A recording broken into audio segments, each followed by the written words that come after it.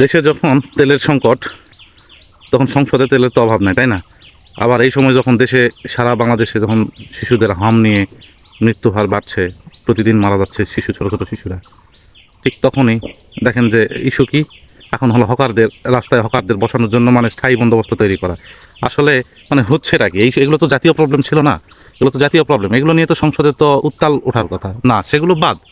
এগুলো বাদ উঠছে কি হকারদেরকে স্থায়ী বন্দোবস্ত করুন।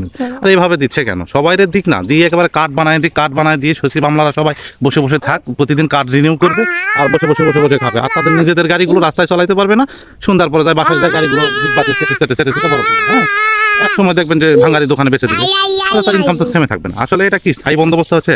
কালকে একজন ফেসবুক পোস্টে দেখলাম উনি লিখে দিছে যে 20 থেকে 30 লক্ষ হকার তারা কি করবে। ভালো কথা, আমি তো আগে তো যেটাও জানতাম তো 30 লক্ষ শহীদ হয়ে গেছিল মুক্তিযুদ্ধে, সঠিক তথ্য এখনো পর্যন্ত পাইনি আমরা।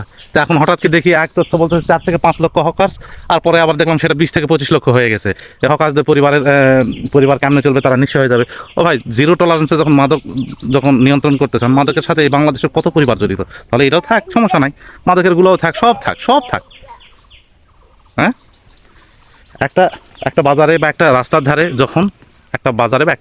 যখন একটা মার্কেট হয়, তখন বিল্ডিং মালিক সেখানে লক্ষ লক্ষ টাকা খরচ করে। কেন খরচ করে?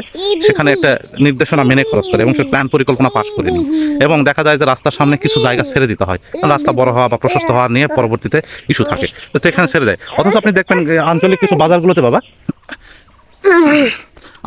বাজারগুলোতে দেখবেন ওই রাস্তার যেতটুকু সামনে জায়গা থাকে, ওই জায়গাতে দেখবেন ছোটো ছোটো চায়ের দোকান, বাজার, তরকারির দোকান, আজকে ওই জায়গায় দেখেন ছোট্ট একটা হোটেল, কালকে আনারসের দোকান, সেই দোকানগুলো বসে বসে ওই বড় বড় মার্কেটগুলোকে পিছনে ফেলে।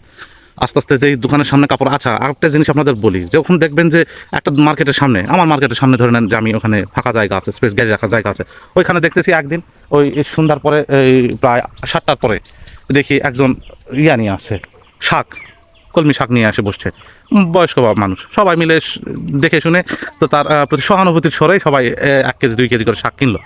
অথচ পরের দিন থেকে উনি 2-3টা শাক নিয়ে এসে ওখানে চটি বিছাই দিয়ে ওখানে বাজার বসাই দিছে। এখন যদি আমি ওরা নিষেধ করি তাহলে বলবে যে ভাই হকার তুলে দিচ্ছেন, গরিব মানুষ দেখতেছেন না। ভাই, এটা নিয়ম। আমার দোকানের মার্কেটের ভাড়ার কম নাই, আমার এখানে ভাড়া কম নাই, কারেন্ট বিল কম নাই, প্রতি মাসে ভ্যাট দিতে হয়, প্রতি বছরে ট্যাক্স দিতে হয়, একটা মার্কেটের আমার স্টাফ খরচ আছে, সেখানে কারেন্ট বিলের কোনো কমতি নাই, ব্যাংকে 1 টাকা সুদ আপনাকে মাফ করবে না। এরপরে আছে আপনার ফায়ার সার্ভিস লাইসেন্স প্রতি বছর রিনিউ করো, শ্রমিক উন্নয়নের সংস্থা থেকে বারবার এসে নোটিশ দেয়। আচ্ছা, আপনি এত কিছু মেনে সরকারকে দিচ্ছেন, সরকার আপনার জন্য কি করতেছে? সরকার করতেছে যে আপনার সকালবেলা করেন, দিনের আলো ব্যবহার করেন, কারেন্ট নাই, দেশে কারেন্ট নাই, আপনারা সারাদিন কারেন্ট বিদ্যুৎ করেন, সমস্যা নাই, সন্ধ্যার পর থেকে যখন বেচা বিক্রি হয় তখন থেকে হলো কারেন্ট থাকে না, ওই টাইমেই তো কারেন্ট নাই। এখন ব্যবসা হবে কোন সময়? ব্যবসা হওয়ার তো একটা লিগ্যাল সময় থাকতে হবে, তাই না? 7টার পর যদি কারেন্ট নাই থাকে আর 7টার সময় মার্কেট বন্ধই রাখতে হয়, তাহলে ব্যবসা হবে কখন? মানে ব্যবসার টাইমে ব্যবসা করতে হবে, সারাদিন কারেন্ট থাকবে না, এদিকে কারেন্ট না থাকলে আইপিএসে চার্জ নাই, আবার জেনারেটরে চার্জ নাই।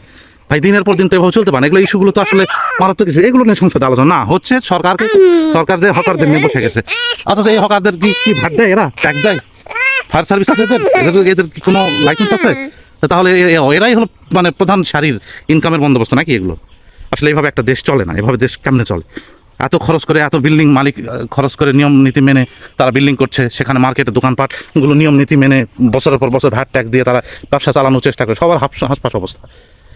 সেই দিকে কোনো নজরদারি নেই। নজরদারি কি? যেখানে উঠতি কামাই সেইখানে নজরদারি। এই ফুটপাত পরিষ্কার করা হলো কেন? এইভাবে বসানো হবে তো যে এই সময়টা তো হামের প্রকোপ যাচ্ছে, হামের বিষয় নিয়ে শিশুদের নিয়ে তো আপনার মাথা ব্যথা হওয়ার কারণ ছিল। একটা পরিবার একটা শিশু মানে মারা যাওয়া মানে কি এটা চিন্তা করা যায় নাকি? কখনো চিন্তা করছেন? তো আসলে এগুলো মানে কাম ছাড়া আকাম যদি নিয়ে সারা বছর পরে থাকে, তাহলে দেশ কখনো আগাবে না, এইভাবে আগানো সম্ভব নয়।